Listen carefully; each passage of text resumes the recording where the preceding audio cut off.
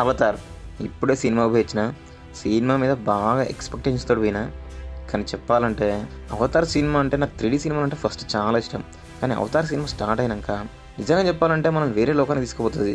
చుట్టూ కనిపించే ప్రకృతి, రంగులు, అడవులు, జంతువులు అన్నీ చాలా రిచ్గా రియల్గా అనిపిస్తాయి. ఏది 3Dలో చూస్తే. 2Dలో చూస్తే చెప్పలేను నేను. నిజంగా చెప్పాలంటే కళ్ళకు మాత్రం చాలా పండుగలా ఉంటుంది. కానీ కథ విషయానికి, స్టోరీ విషయానికి వస్తే మాత్రం చాలా సింపుల్గా ఉంది. మనిషి ఆశ, అధికారం కోసం ప్రకృతిని ఎట్లా నాశనం చేస్తాడు, అదే పైన సినిమా తీసుకొని పోయారు. ఇలాంటి కథలు మనం చాలా సినిమాల్లో చూస్తుంటాం.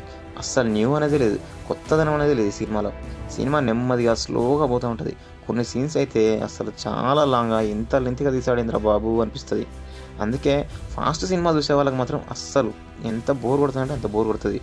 ఇంక పాత్రల గురించి చెప్పాలంటే హీరో జర్నీ ఓకే అనిపిస్తుంది. కానీ ఎమోషనల్గా బాగా కనెక్ట్ అయ్యే సీన్స్ మాత్రం చాలా తక్కువ ఉన్నాయి. విలన్ పాత్ర కూడా చాలా సాధారణంగా ఉంటుంది, అస్సలు గుర్తుండిపోదు. మ్యూజిక్ మాత్రం బ్యాక్గ్రౌండ్లో బాగుంటుంది, విజువల్స్కి సపోర్ట్ బాగా చేసింది.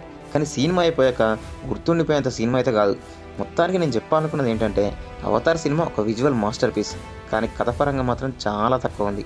మీరు థియేటర్లో పెద్ద స్క్రీన్ మీద ముఖ్యంగా 3Dలో చూస్తే మాత్రం బాగా ఎంజాయ్ చేస్తారు. కానీ స్టోరీ, ట్విస్టులు ఇవన్నీ కావాలంటే మాత్రం చాలా తక్కువ. మంచిగా ఓటీటీలోకి వచ్చినాక చూసుకోండి. చివరిగా ఒక్క లైన్లో చెప్పాలంటే కళ్ళకు మాత్రం చాలా ఆనందాన్ని ఇస్తుంది. స్టోరీ మాత్రం అసలు ఏమి ఉండదు. మీకు ఈ రివ్యూ నచ్చినట్లయితే ఇలాంటి వీడియోల కోసం, ఇలాంటి నిజమైన రివ్యూల కోసం ఛానల్ని సబ్స్క్రైబ్ చేసుకోండి. ఇంకో వీడియోలో కలుద్దాం. బాయ్.